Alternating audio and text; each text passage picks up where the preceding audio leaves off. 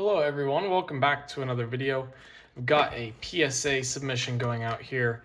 Got two different ones. We've got this one over here, which is Value Plus, and we got Value Bulk. We'll start off with the Value Plus. We've got 4 cards going out here. Pretty common theme among them. We've got the Ball of Duty Cooper Flagg Magenta. That refractor is numbered out of 399. Solid gem rates on these. I was buying these cards. I bought them for under 200 a piece, and gems I think will probably go for 475, 500 plus with good gem rates. So some good math there. We've got 2 Serenities, both magentas as well for the Cooper Flags. Same breakdown there as the Ball of Duty. And then I've got the Sleek Finishers. I think I might have paid a little over 200 for it, but the sale I've seen in 10s is like $700. So there's 4 cards there. Not having them sent back to me, they're going to go straight to the PSA vault. So if I don't get good PSA offers from PSA, I'll put them up to sell with PSA. But I think that from my experience, I've only done it a couple times. It helps get the cards graded maybe just a little bit faster, and then also slightly incentivizes PSA to give better grades as they will be selling them through their service if I don't accept offers, which means that they'll get part of the revenue off the sales from eBay. So that is my thoughts there. It also just less work for me, and I'm not having in super high value cards shipped back to me and take that risk on. All right, we've got 2 of these Ken Griffey bubble gums. I've been buying them and sending them in. I do think that these will do well. These, to me, are a good card long term. I know they've gone way up in value, but the math still works out at the current cost that they're at. So that's what I care about. Mike Trout got this one before prices have peaked over $300 raw. I think I bought this raw about $225 or so, $225 or $250.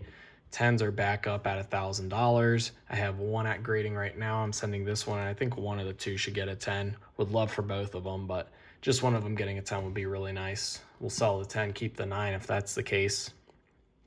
Otani Archives. I honestly think this one might get an 8. There's just some soft corners on the back, but it's still a card that I want to send in.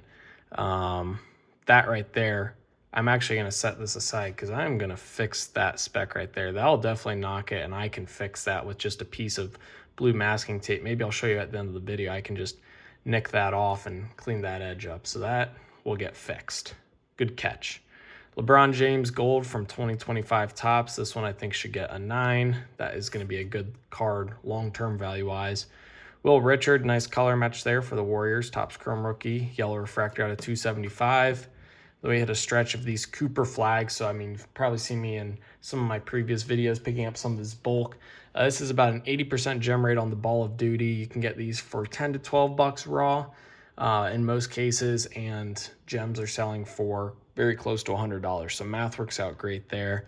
Expected value on 10s is probably about 80 bucks. With grading fees, I'm going to be into these for no more than $40. So expected profit per card's over $20. Just really good margins there on this refractor. Even if it drops in value by 10 to 15 bucks, you know, the math still works out to be making money per card. So a lot of Cooper Flagg there. Not sure if he'll win Rookie of the Year. I think he should. Even if he doesn't, you know, still going to be a big name going into next year. And at the current turnaround times, he should be coming back in the late September timeframe, I'd imagine. That's probably perfect for basketball season sales. So yeah, really like that.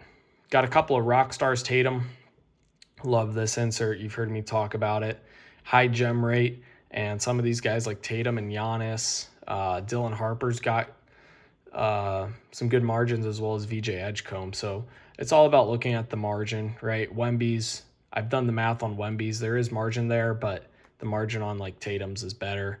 Cooper Flagg's only a 50% gem rate. I don't know if it's because they're grading them tougher or because people are just sending them all in.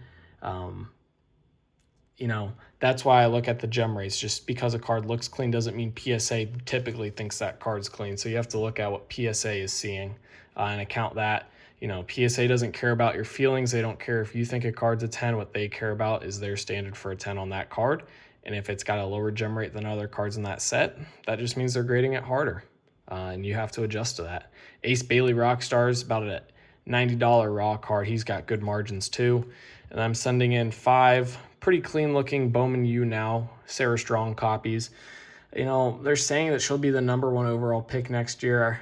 She plays for UConn. I don't know if women's basketball will have any traction or anything. I do know that I ordered 20 of these cards. I got the black out of 10, the orange out of 25, and the gold out of 50. So that right there pretty much almost makes all my money back.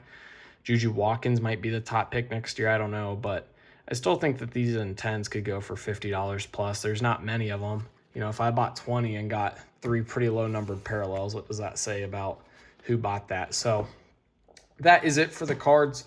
If you want to stick around for a minute, I can actually show you. I'm not going to get out. Usually I wear like a cloth glove on one hand just to keep fingerprints off, but I'll show you what I'm going to do here. So we've got a little bit of blue masking tape. We've got the Otani card. I'm going to make sure to grab it on the sides, but that speck down there is right there. You can see it. And I just take the masking tape, and you can actually see that white dot on the masking tape right there is that little speck that I just picked right off.